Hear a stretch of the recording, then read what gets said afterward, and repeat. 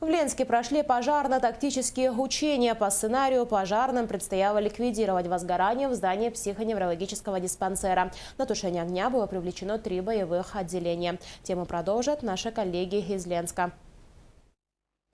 По легенде учений, произошло возгорание в помещении психоневрологического диспансера, откуда силами персонала больницы были экстренно эвакуированы пациенты в соседние здания. Одновременно с этим несколько пожарных машин въехали на территорию диспансера и заняли позиции в ключевых местах, согласно тактике пожаротушения.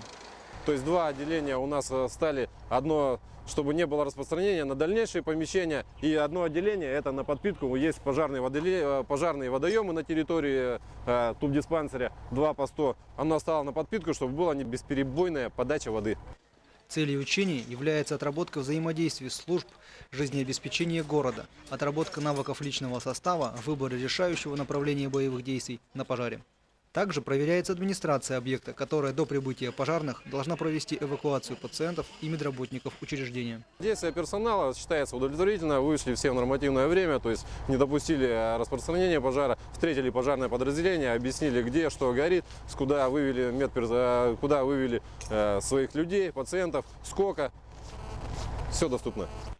К ликвидации учебного пожара было привлечено 3 боевых отделения на 3 автоцистернах. Это 32 человека личного состава, действие которых оценивается по более широкому перечню критериев. Они должны, прибывшие первое подразделение, руководитель пожара, он определяет решающее направление, куда уводятся у нас стволы, чтобы не было дальнейшего распространения. Самое первое – это проверка на наличие людей, всех помещений. Если людей нету, то приступаем к ликвидации пожара.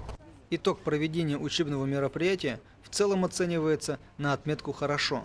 Благодаря умелым и слаженным действиям пожарных отделений и персонала диспансера удалось быстро эвакуировать людей и ликвидировать пожар.